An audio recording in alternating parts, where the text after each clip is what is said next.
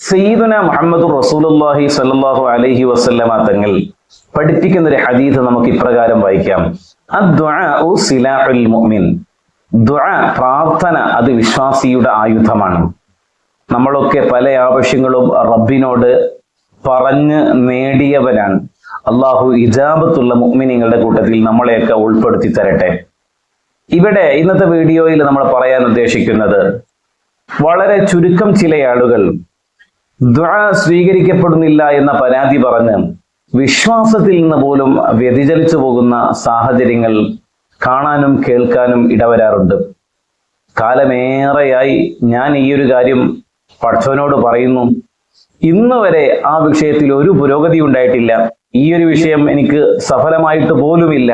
എത്ര കാലമായി ഞാൻ ദുആ ചെയ്യുന്നു, എൻ്റെ ദുആ, എൻ്റെ പ്രാർത്ഥന പടച്ചവൻ സ്വീകരിച്ചിട്ടേ ഇല്ല.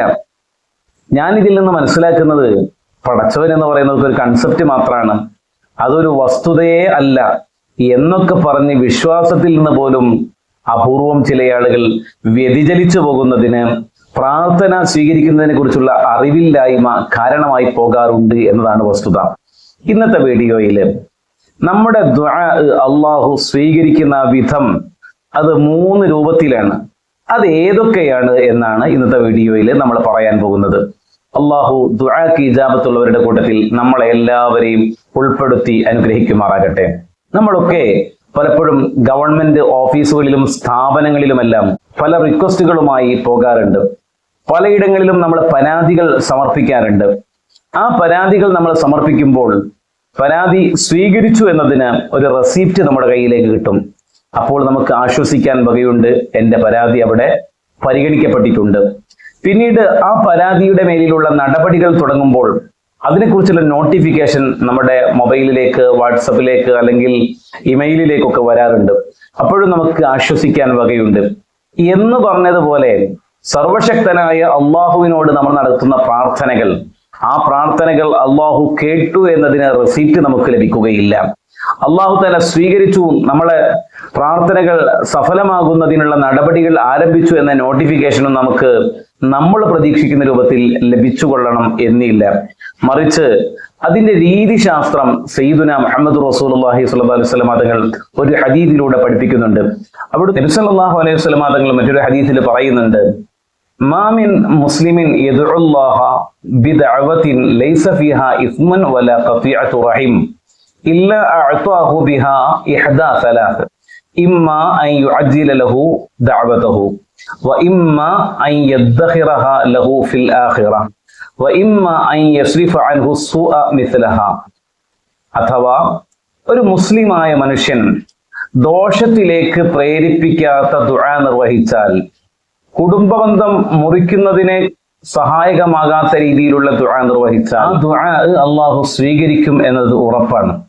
ഇവിടെ 2 നിബന്ധനകൾ പറഞ്ഞു. ദോഷത്തിലേക്ക് പ്രേരകമാകാത്ത ദുആ ആയിരിക്കണം. എന്താണ് ദോഷത്തിലേക്ക് പ്രേരകമാകുന്ന ദുആ എന്നതുകൊണ്ട് ഉദ്ദേശിക്കുന്നത്?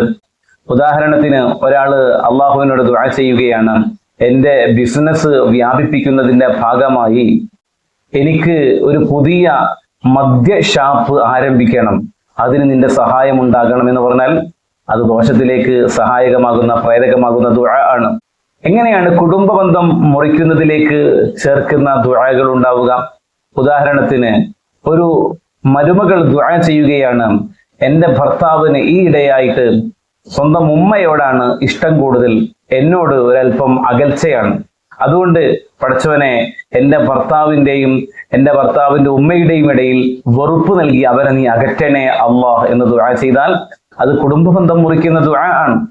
ഇത്തരത്തിലുള്ള ദോഷകരമായ ദുആകളല്ലാത്ത ഏത് ദുആ ഒരു മുസ്ലിമായ മനുഷ്യൻ നിർവഹിച്ചാലും അത് അല്ലാഹു തആല സ്വീകരിക്കും. 3 രൂപത്തിൽ ഏതെങ്കിലും ഒരു രൂപത്തിലായിരിക്കും ആ ഒരു സ്വീകാര്യത അവന് ഫീൽ ചെയ്യുക. അതേതൊക്കെയാണ് എന്നാണ് നമ്മൾ പറയുന്നത്. ഒന്നാമത് റസൂലുള്ള പറയുന്നു, ഇമ്മാ അൻ യുഅജ്ജില ലഹു ദഅവതഹു. ഒന്നുകിൽ അവൻ ചോദിച്ച കാര്യം അതേപടി അല്ലാഹു തആല പെട്ടെന്നങ്ങ് നിർവഹിച്ചു കൊടുക്കും. വഇമ്മാ അൻ യദ്ഖിറഹ ലഹു ഫിൽ ആഖിറ. അല്ലെങ്കിൽ ആ ചോദിച്ച വിഷയത്തെക്കാൾ വലിയ പ്രതിഫലം അന്ത്യനാളിൽ പരലോകത്ത് വെച്ച് അല്ലാഹു തആല അവന് നൽകും. ഇനി മൂന്നാമതൊരു രൂപം കൂടെയുണ്ട്. വന്നു ഭവിക്കാനിടയുള്ള വലിയൊരു വിപത്തിൽ നിന്ന് ഈ ദുആ കാരണത്താൽ അവനെ അല്ലാഹു തആല സംരക്ഷിക്കുകയും ചെയ്യും. ഉദാഹരണത്തിന്, ജീവിതത്തിൽ വലിയൊരു അപകടം സംഭവിച്ച് ശരീരം മുഴുവൻ തളർന്നു പോകേണ്ടതായിരുന്നു. അതിനിടക്കാണ് അവന്റെ ദുനിയവിയായ മറ്റൊരു ആവശ്യം പറഞ്ഞ് കരഞ്ഞുകൊണ്ട് റബ്ബിനോട് ദുആ ചെയ്തത്. ആ ദുആന്റെ ബറക്കത്ത് കൊണ്ട് ഒരു പക്ഷേ ഈ അപകടത്തിൽ നിന്ന് അവനെ അല്ലാഹു തആല സംരക്ഷിച്ചേക്കാം. ഇങ്ങനെ മൂന്നിലൊരു വിധത്തിൽ എന്തായാലും നമ്മുടെ സർവ്വ ദുആകൾക്കും ഇജാബത്ത് ലഭിക്കുമെന്നാണ് നബി സല്ലല്ലാഹു അലൈഹി വസല്ലം തങ്ങൾ പഠിപ്പിക്കുന്നത്. അപ്പോൾ വിശ്വാസിക്ക് ഒരിക്കലും നിരാശനാകാൻ ഒരു വകുപ്പുമില്ല. എന്തു തന്നെ വന്നാലും അത് അള്ളാഹുവിന്റെ അടുക്കൽ ഏതെങ്കിലും അർത്ഥത്തിൽ ഖബൂൽ ചെയ്യപ്പെടും. അതുകൊണ്ട് ദുആ ചെയ്തുകൊണ്ടേയിരിക്കുക. ഒരിക്കലും ആശ മുറിഞ്ഞു പോകരുത്. ലാ തഖ്നതു മിർ റഹ്മത്തില്ലാഹ്. നിങ്ങൾ അള്ളാഹുവിന്റെ കാരുണ്യത്തിൽ പ്രതീക്ഷയറ്റവരായി പോകാൻ പാടില്ല. മറിച്ച് ഏതു സമയവും നിങ്ങൾ അള്ളാഹുവിൽ പ്രതീക്ഷയോടുകൂടെ ദുആ ചെയ്യുക. ഒന്നുകിൽ നിങ്ങൾ ചോദിക്കുന്നത് നിങ്ങൾക്ക് അതേപടി ലഭിച്ചെന്നിരിക്കും, അല്ലെങ്കിൽ അതിനു പകരം വലിയ പ്രതിഫലം ആഖിറത്തിൽ ലഭിച്ചെന്നിരിക്കും. മൂന്നാമതൊരു രൂപം, നിങ്ങൾക്ക് വരാൻ ഇടയുള്ള വലിയ വിപത്തുകളിൽ നിന്ന് ഈ ദുആഇന്റെ ബറക്കത്ത് കൊണ്ട് അള്ളാഹു നിങ്ങളെ സംരക്ഷിച്ചെന്നിരിക്കും. ഏതായാലും നമുക്ക് ഖൈറ് മാത്രമേ സംഭവിക്കുകയുള്ളൂ. ദുആഇന് ഒരു പിശുക്കും കൂടാതെ എല്ലാ ഇജാബത്തിനെ പ്രതീക്ഷിക്കുന്ന സമയങ്ങളിലും ദുആ ചെയ്തുകൊണ്ടേയിരിക്കുക. അള്ളാഹു തആല ഇജാബത്ത് കൊണ്ട് അനുഗ്രഹിക്കപ്പെടുന്ന മുഅ്മിനീങ്ങളുടെ കൂട്ടത്തിൽ നമ്മളെയൊക്കെ ഉൾപ്പെടുത്തി തരട്ടെ. ആമീൻ. വസ്സലാമു അലൈക്കും. ഇസ്ലാമിക പഠനങ്ങളും അറിവുകളും പബ്ലിഷ് ചെയ്യുന്ന പ്രകാശതീരം ചാനൽ സബ്സ്ക്രൈബ് ചെയ്ത് കൂടെയുണ്ടാകണമെന്നും മറ്റുള്ളവരിലേക്ക് ഷെയർ ചെയ്ത് നന്മയുടെ പ്രചാരകരാകണമെന്നും അഭ്യർത്ഥിക്കുന്നു.